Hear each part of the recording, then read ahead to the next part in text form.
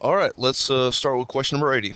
Which function's graph, translation on the graph of that of 3x squared plus 4, 7 units down. Now, if you remember from class here, that plus 4 is what moves the graph up. So I'm already up plus 4. So if I'm going to drop down 7, that's basically 4 minus 7. 4 minus 7 is going to give me negative 3. So which one has a negative 3 for a vertical shift? That would be C. 81. If the relationship between x and y is quadratic, which value of y completes the table? All right, there's a couple of different ways you can figure this out. If you use a graphing calculator, you can always use the stat formula or stat function. But let's say if I was on a test and I was like, okay, what exactly is going to happen? Well, first off, quadratic means that it's either going to, the parabola is going to look like it, or the information is going to look like a U, either up or down. Okay, so that's going to help you out a lot. Secondly, um, if I was to graph it, I could clearly see it's the one that makes sense is C, which is 9. Okay, I know it's not going to be 7 because if negative 1 and 7, 1 would not be 7. I just know that's not the case. All right, so graphing it out, you can see that the answer is C. The graph which, or the 82, the graph of which quadratic equation has an axis of symmetry of negative 2. Very simple. Here's what you're doing is you're figuring out negative b over 2a. That's your axis of symmetry. And what I would do is I would do negative b over 2a for all of them. Get your answer. What is the value of x that makes the equation true? All right. Very simply, just use the test against itself. Take all your answers, plug it in for x to see which one makes a true statement. Everything on the left-hand side equals everything on the right. 84, the value of y varies directly with x, so, and y is equal to 40, x is negative 5. So find y when x is equal to 8.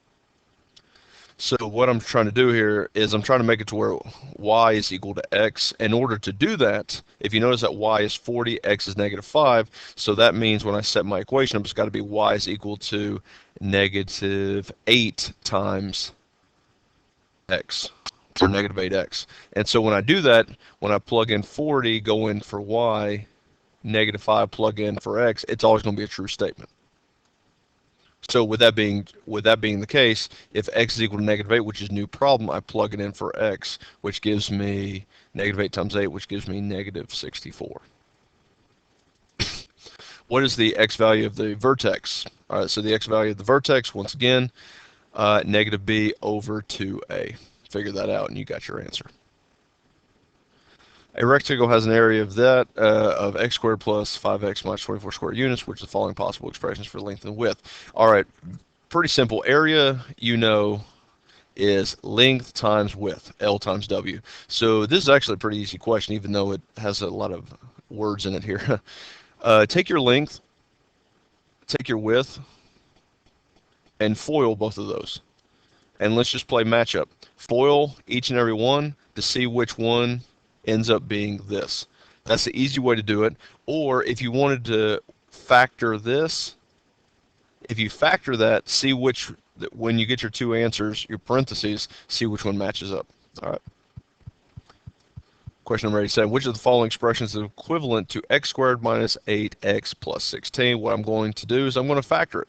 That ends up being x minus 4, x minus 4. So that ends up being x minus 4 squared, which is D. Which of the following is not a perfect square trinomial? A perfect square trinomial, an example is the one we just did, where it's like x minus 4, where the two parentheses are exactly the same, which means you can rewrite it like this, okay? So you can rewrite it as something, something squared, okay? So basically what you're going to do is you're going to factor all these to see which one actually factors out to where you can, where it is not a perfect square, where it does not end up like this right here. Okay? 89. Which of the following shows a complete factorization of 2x to the third power plus? All right. So first off, that's x to the third power. So I'm going to need to factor out an x as well. If you notice, 2, 4, 6, I can factor out a 2x. So I'm going to factor out a 2x. Now, that's going to be in my answer. So anything that doesn't have a 2x factored out is not going to be it. So A and D is not going to be it. So when I factor out a 2x, it ends up being x squared plus 2x minus 3. And at this point, all you're doing is factoring it out.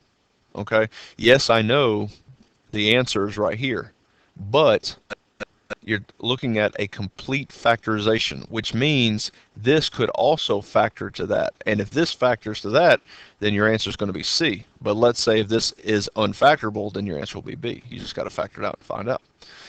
Which point lies on the graph of both functions? Very simply, here's what you're doing. You are going to take each of these points and plug it in for both equations. And which one makes a true statement, then that'll be the answer. Now remember, f of x and g of x, that means y. Okay? So like for example, for my very first one, if I plug in a 5, 0 point for my very first equation, that 0 is equal to 2 times 5 minus 10. Well, that makes a true statement, so we already know it works for the first one. But the next one, it would be 0 is equal to 10 minus 2 times 5. Well, that actually works too. So I think the answer is going to be A, but check your work.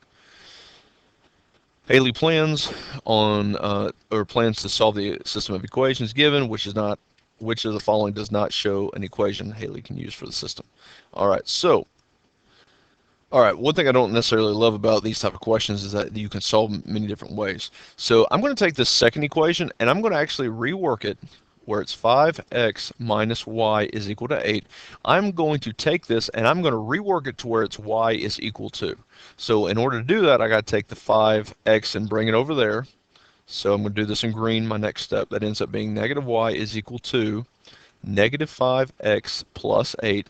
And then you see how this y is negative? I'm going to divide by negative 1 to make that positive, which means I got to divide everything by negative 1. So that's y is equal to positive 5x minus 8. All right. Now, what I'm then going to do is take my new equation and I'm going to substitute the 5x minus 8 in for y. And when I do this, it becomes x plus 3 times 5x minus 8 equals 8. And I believe that's one of my choices. And it is. So 91 would be A. It's kind of a challenging one. I don't think we've actually done that this year, but yeah. Which value of B would make x squared plus bx minus 2 factorable? Basically, this question is asking is, what can we plug in for B to make it factorable? So that's like x squared minus, I'm going to do example A here, or choice A, minus 2. Can I factor that? And I'll be honest with the answer is no, I can't factor that. All right, so what you're going to do is you're going to keep on substituting like negative 1 in for B, 0 in for B, 3 in for B. You're trying to figure out, can that be factorable? And that's how you'd get your answer.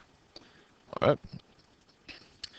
The expression x squared plus x plus b is a perfect square trinomial, which is the value of b. All right. So what we got to do is figure out what b can be. Remember, perfect square trinomial means at the very end, after you factor it, you're going to have two equations. And after those two equations, they're going to be the same, so where you can rewrite it like that. Okay? So what can this be in order for that to happen? Well, given the fact that I've done this for a long, long time, I'm going to tell you B is not going to be it. It's not going to be x over 2. That just doesn't work. All right? And it's not going to be 1/4 because remember, B in this problem is 1. I'm sorry, what would be B is 1. This right here is what you would be your C. That's kind of confusing the way they wrote that. So if that's 1, what multiplies to get to like negative, if we use A as our example, plus x plus 1/4. What multiplies to get to 1/4? It adds to get to 1. There's nothing. All right, the only one that actually works is D. Consider the function negative x squared minus 8x plus 10. Determine whether or not the graph opens up and down. I'm going to tell you it's going to open down because of the fact that that's negative. So it's already going to open down. So anything that says it opens up, you already know it's not going to be the answer. So B is not going to be it. D is not going to be it. So it's either between A or C. All right, so find the axis of symmetry. All right, the axis of symmetry, remember, is negative B over 2A. If you notice, the axis of symmetry on both options A and C are exactly -1. So that we can't eliminate that. All right, so the next is the vertex is this. So we already know the axis of symmetry is going to be -1 just because both options are -1. So here's what you're going to do. You're going to take, and let me kind of clean this up here.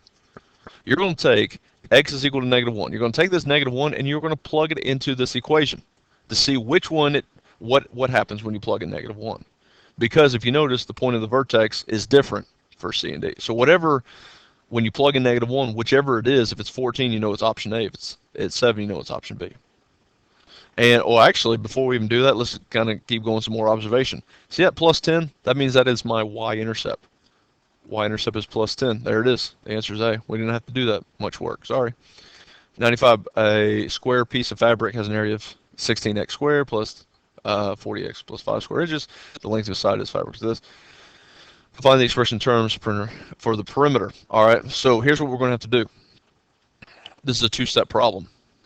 We know that has an area of that. So the area, remember, is length times width. And I just looked at the time, and we're at 11 minutes. So I'm going to stop and come back to question number 95. Thanks for watching.